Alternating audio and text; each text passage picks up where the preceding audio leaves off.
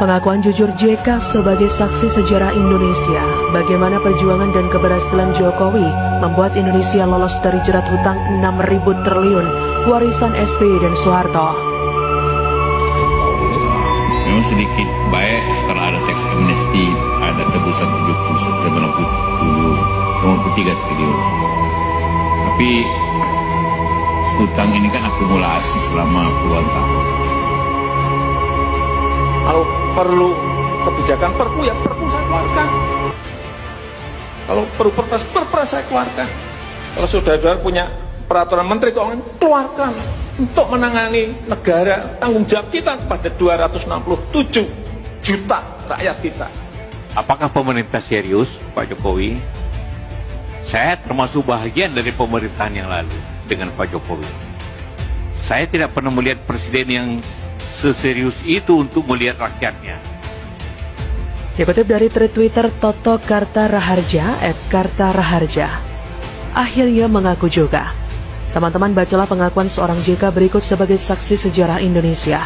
Pengakuan jujur JK terhadap keberhasilan Jokowi dalam mengelola negara sehingga Indonesia perlahan lolos dari beban utang peninggalan era SBY dan Soeharto yang telah membuat Indonesia harus menanggung utang hingga 6.000 triliun dengan dalih subsidi yang hanya memperkaya dirinya sendiri dan konco-konconya. Silahkan Anda menyimak sampai selesai agar kita paham mengapa kini Indonesia perlahan menjadi negara hebat di Asia dalam kurun waktu yang tidak terlalu lama di era Joko Widodo. Perjuangan moral Jokowi bagi Indonesia. Kala itu, mantan Wakil Presiden Republik Indonesia, Yusuf Kala, dalam sambutannya di acara Simposium Ekonomi di MPR Senayan, mengatakan bahwa ada dua kebijakan keliru yang dilakukan pemerintah era Soeharto dan SBY, sehingga menghabiskan anggaran 6.000 triliun rupiah. Kebijakan itu menjadi salah satu penyebab ketertinggalan Indonesia dari negara-negara tetangga. Satu kebijakan era Soeharto dan satu lagi era SBY. Selama 32 tahun Soeharto berkuasa, tidak ada riak yang berarti untuk menghentikannya. Saat Soeharto jatuh, tatkala fundamental ekonomi yang disimpan rapat bertahun-tahun terbuka lebar oleh aksi George Soros terkuak. Nyatanya 10 tahun kita menyimpan data busuk dan kebohongan. Tidak ada kekuatan ekonomi secara nyata. Tidak ada. Soeharto tidak punya rencana hebat untuk membuat Indonesia hebat dalam sektor ekonomi, kecuali hanya menggali lubang sedalam-dalamnya melalui hutang tanpa rencana real untuk mengubah Indonesia menjadi lebih baik. Dari jumlah hutang yang digali Soeharto, hanya 30% yang digunakan untuk membangun Indonesia. Selebihnya habis dikorupsi oleh mereka yang menopangnya menjadi penguasa selama 32 tahun. Akibat kebijakan yang diambilnya sebelum jatuh adalah menandatangani LOL dengan IMF sebagai blank check yang harus diselesaikan oleh rezim setelahnya. Beban masalah yang ditinggalkan Soeharto kalau dikurskan sekarang dan ditambah dengan bunga obligasi rekap mencapai 3.000 triliun rupiah. Era Habibie, Gus Dur, dan Megawati merupakan era tersulit bagi kita untuk berdamai dengan kenyataan. Indonesia dinyatakan sebagai negara insolven. Semua financial resource tertutup, pemasukan lebih kecil daripada pengeluaran.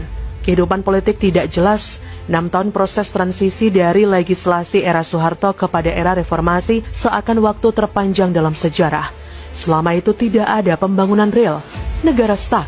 Namun, akhirnya Indonesia bisa keluar dari proses transisi itu dengan terpilihnya SBY sebagai presiden secara demokrasi langsung. Harapan dipagut dan masa depan disongsong dengan ceria. Tapi apa yang terjadi? Selama 10 tahun SBY berkuasa untuk mempertahankan kekuasaannya, dia membakar uang sebesar 3.000 triliun untuk subsidi.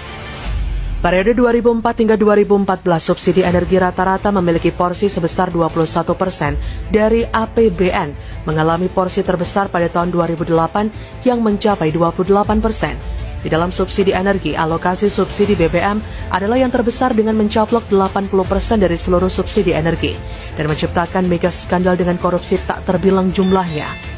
Andaikan uang sebanyak itu SBY gunakan untuk membangun jalan tol, maka kita sudah punya jalan tol Trans Sumatera dan Trans Jawa, juga kereta cepat Jakarta-Surabaya, dan puluhan kawasan industri berskala internasional.